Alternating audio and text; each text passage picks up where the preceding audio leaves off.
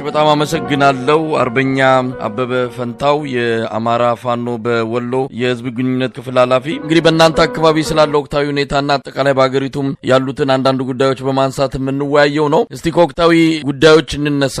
ከጦር ሜዳ ውሎች ከአንዳንድ እንቅስቃሴዎች አንጻር ምን ላይ ነው ያላችሁት? አመሰግናለሁኝ መሳይ። በዚህ በወሎ ቤት አማራ በቀጠለው የህልውና ተጋድሎ ያው ጦርነቱ የዕለት ተግባር ስለሆነ ሁሌም አለ። ተጋድሎቹ እንደቀጠሉ ናቸው። አለኝ የሚለውን ዘመቻ በምድርም በአየርም የአብይ አህመድ የአንድ ቡድን አገዛዝ በንጹሃን ህዝብ ላይ ጭምር የከፈተው ጦርነት ተጠናክሮ ቀጥሏል። እኛም የህልውና ተጋድሏችንን እያደረግን ያለንበት ሁኔታ አለ። አጠቃላይ በሁሉም የወሎ አካባቢዎች ጠንካራ ተጋድሎች እየተካሄዱ ያሉበት ሁኔታ ነው ያለው መሳይ። እንደው አርበኛ አበበ የተጋድሎን ውጤት በተመለከተ እንግዲህ ከዚህ በፊት የዞኑ ከተሞችን ከገብቶ እስከ መውጣት ደርሳቸዋል። አሁን ደግሞ የወረዳ ከተሞችን የገጠር አካባቢዎችን በእናንተ ቁጥጥር ስር እንዳሉ ነው የሚገለጸው። እነሱም በገጠር አካባቢ በጣም ሩቅ በሆኑ አካባቢዎች ተወስነው ቀርተዋል በሚል የሚገልጹት ነገር አለ። እስቲ ትክክለኛው ያላችሁበት ሁኔታ ምንድን ነው? እነሱስ ያሉበት ቁመና እንዴት ይገለጻል?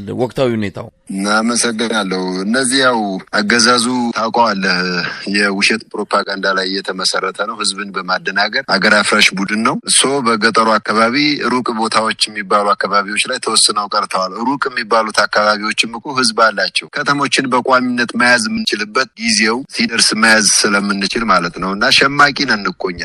አማራ ፋኖ እኮ ሸማቂ ነው አነሳሱ። መደበኛ ውጊያዎችንም እናደርጋለን። በቀጥታ ወደ መደበኛ ውጊያ እስከምንገባ ድረስ ከተሞችን ያስክ ማለት የከተማውን ህዝብ ማስተዳደር ትጀምራለህ ማለት ነው። እና አሁን ላይ ሸማቂ እንደመሆናችን መጠን በጀትም ያለው በዚህ አገር አፍራሽ ቡድን ስለሆነ ያን ስራ ለራሱ የመስጠት ኃላፊነትም መውሰድ ስላለበት እሱንም ታርጌት አድርገን ነው እየሰራን ያለ ነው። እዛ ገባህ ማለት ሙሉ ለሙሉ ከተሞችን ማስተዳደር መቻል አለብህ እና በዛ ደረጃ ለመድረስ በጣም ጠንካራ ስራዎችን እየሰራን ያለ ነው። እነዛን ኃላፊነቶች የመወጣቱን ሂደት የቤት ስራውን ለራሱ ተውለትና ሌሎች ስራዎችን ካጠናከርክ በኋላ ሙሉ ለሙሉ ከተሞችን ወደ መቆጣጠር የምንገባበትን ሂደት እንሰራለን ማለት ነው። አሁን ላይ የተመረጡ ቦታዎች አሉ። አጠቃላይ አማራ ክልል እነዛ ላይ ከፍተኛ የሚላቸውን በአየርም በምድር ዘመቻ ከፍቶ ያለበት ሁኔታ አለ። በገፍ የደሃ ልጅ እየሰበሰበ በጉልበት እያሰለጠነ እያመጣ ለጦር የሚማግድበት ሁኔታ አለ።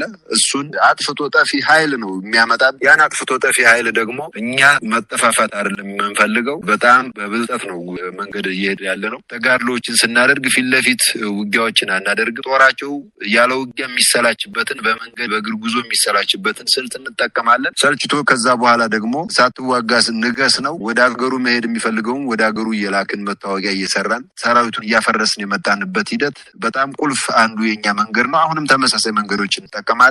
ሰራዊታቸው እየተሰላቸ ነው። አንዳንድ ገጠር ቦታ አካባቢዎች ያስገባል በገፍ። ከዛ በኋላ ሎጂስቲክ ማድረስ አይችልም። ያ ሰራዊታቸው ህዝባችንን በጣም እየረበሸ ነው ያለ። የደረሱ ሰብሎችን እየቆረጠ እየበላ እየጨፈጨፈ ያለበት ሁኔታ ነው ያለው እና ፕሮፓጋንዳ ላይ ተወስኖ ሰሞኑን በተለይ በከተሞች መድረክ ላይም ወደኋላው ካነሳው እንሄድበታለን እንጂ በዛ ተወስኖ የሐሰት ፕሮፓጋንዳ ላይ ተጠምዶና ተጥዶ ያለበት ሁኔታ ነው ያለው አገዛዙ መሳይ። አርበኛ አበበ እንግዲህ ወቅታዊ ነገሮች አሉ በተለያየ መልኩ ሊገለጹ የሚችሉ። እስቲ ስለናንተ ወታደራዊ ቁመናዎች እንመልከት። በቅርቡም አንድ ኮር ተጨማሪ ኮር መመስረቱን ሰምተናል። በወሎ አካባቢ ያለው እንቅስቃሴ በኮር እየተደራጀ የፋኖ ኃይል ተጠናከረ ወታደራዊ እንቅስቃሴውን መቀጠሉን የተረዳ ነው። ይሄ አሁን የተመሰረተው ኮር ደግሞ በዚህ በደሴ አካባቢ ያለውን ክፍተትም የመሸፈን እንቅስቃሴ ይኖራል ተብሎ ነው የሚጠበቀውና እስቲ ስለ አደረጃጀቱ ስለ ኮር ምስረታው ምን ማለት ይቻላል?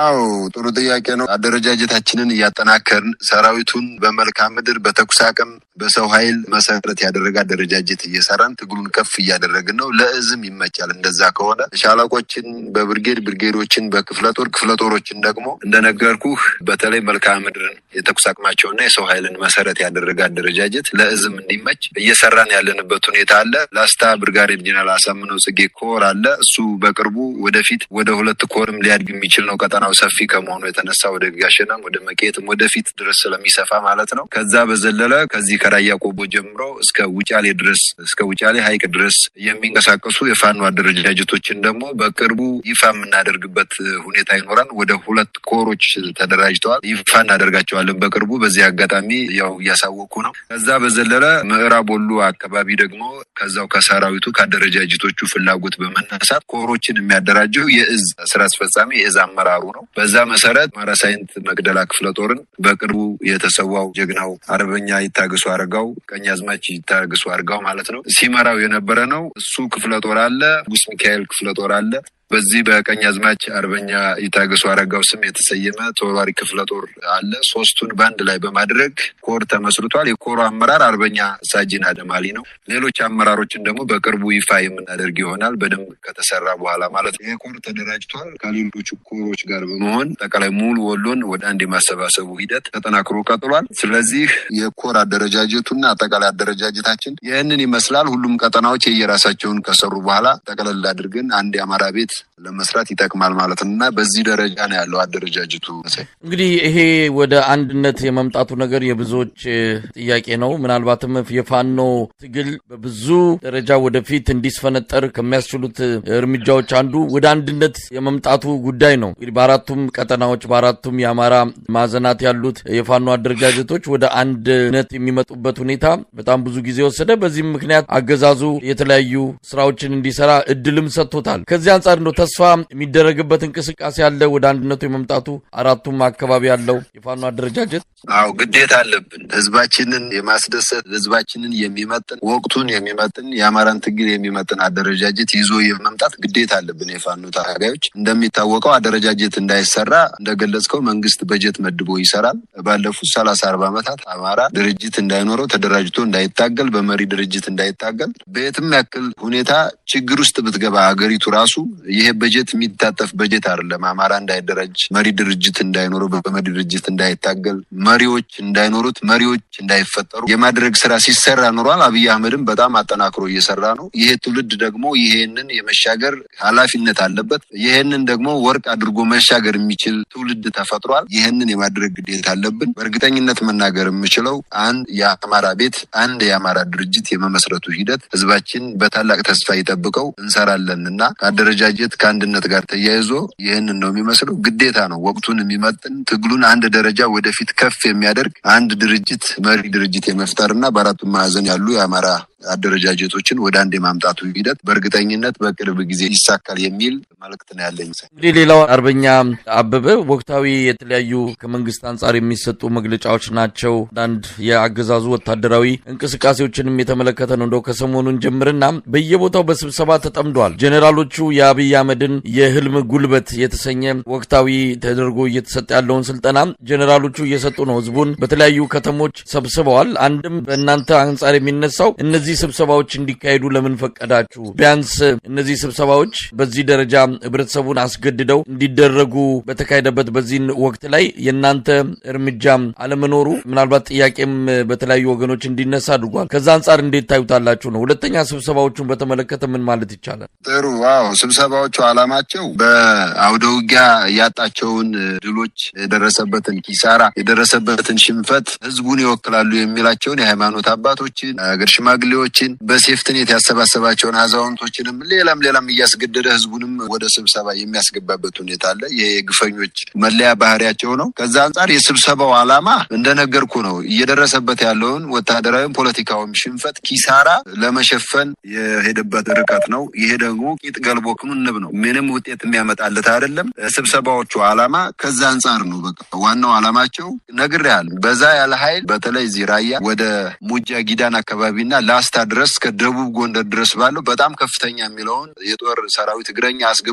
መጠፋፋት ነው የሚፈልገው ብያለሁ። እየጠፋ እየሞተ እያለቀ እየቆሰለ ቁስለኛውንም እየጣለ አስከሬኑንም እየጣለ የሚሄድ ኃይል ነው የገባው። በዚህ አጋጣሚ ኢትዮጵያውያኖች ማወቅ ያለባቸው የኢትዮጵያ እናቶች ወላዶች ማወቅ ያለባቸው ሀቅ በዚህ ደረጃ ነው ልጆቻቸው እያለቁ ያሉት። አብይ አህመድ እያስጨረሳቸው ያለ ይቆስላሉ፣ ጥሎ ነው የሚሄደው። ይሰዋል፣ ጥሎ ነው የሚሄደው። የሚቀብራቸው የለም። በዚህ አጋጣሚ ፋኖ ነው መከላከያን የሚቀብረው። በዚህ አጋጣሚ መታወቅ ያለበት ሀቅ ማለት ነው። እኛንን የምናክማቸው እኛንን የምንቀብራቸው ህዝባችን ነው እየቀበራቸው ያለው፣ አልቁሶ እየቀበራቸው ያለው። ስለዚህ ከዚህ አንጻር ሊጠፋፋ የመጣ ኃይል ስለሆነ ያለው በዛ ደረጃ ይህን ስለምናቅኛ ሰራዊታቸው የሚሰላችበትን ስልት ፈጥረን እየታገልን ያለ ነውና በዚህ ረገድ የደረሰበትን ኪሳራ ስለሚያውቀው እንደዚህ ኃይል አስገባ ኃይል አለኝ የሚለውን ነገር በህዝቡ ዘንድ ለመፍጠር ነው ያደረገው። ድሮም ነበረው አፍርሰ ነው እንጂ አሁንም ማፍረስ እንችላለን። በጣም በቀላሉ መፍረስ የሚችል ወደ ሀገሩ እንድንሸኘው የሚፈልግ ታፍኖ ተገዶ የመጣ ኃይል ነው። መውጫ ነው የሚፈልገው። ስልክ ተጠርንፎ እርስ በራሱ 1 ለ5 ተጠርንፎ ጠባቂና ጠባቂ ሆኖ ነው እየተዋጋ ያለው። በዚህ መንገድ የሚመጣ ለውጥ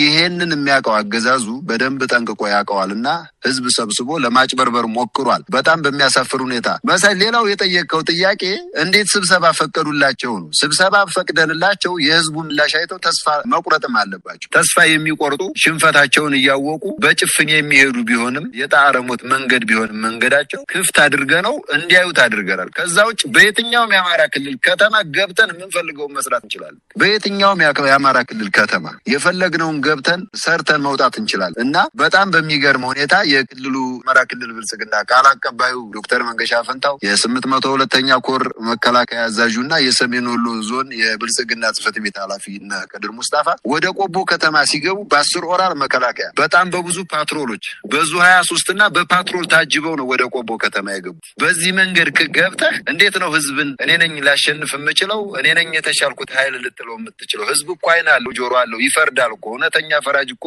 ህዝብ ነው ከፈጣሪ በታች። ህዝብን መሸወድ ማታለል አይቻልም። ይህንን ነገር እንዲያዩት አድርገናቸው ጥቃት መፈጸም ስንፈልግ እንፈጽማለን። ገብተው ግን ኪሳራ ነው የደረሰባቸው። ህዝብ የባለፈው ትግራይ ጦርነት የወደሙ ተቋማቶችን ፋኖ ያወደማቸው ብለው ነው ያሳዩት። ህዝብ በጣም ነው የሳቀባቸው። በጣም ታዝቧቸዋል። ድሮም የታዘባቸው ናቸው። ከዛ ምንድነው ያደረጉት? ዶክተር መንገሻ ፈንታው ፋኖ ነው የጨፈጨፈው አለ። ፋኖ አልጨፈጨፈም፣ እናንተ ናችሁ ይሄንን የጨፈጨፋችሁት፣ ህዝብ የምትጨፈጭፉት እናንተ ናችሁ ያወደማችሁት አሏቸው። ይህንን እንዴት ይካድ? መከላከያው የ802ኛ ኮር አዛዡ አሁን እኛንን ያጠፋ ነው በቀጣይ እናስተካክላለን ያለው ለህዝብ ቆቦ ከተማ ላይ ይህ ስብሰባ የተካሄደው። በዚህ ደረጃ በሀሳብ እንኳን አንድ አይደለም። አርቲፊሻል የሆነ ነገር ነው ይዘው ከህዝብ ፊት እየቀረቡ ያሉት። ውሸት፣ አይን ያወጣ ውሸት። ህዝብን መዋሸት አይቻልም፣ መሸወድ አይቻልም። ታውቀዋለህ መሳይ፣ በጣም ህዝባችን የነቃ ነው።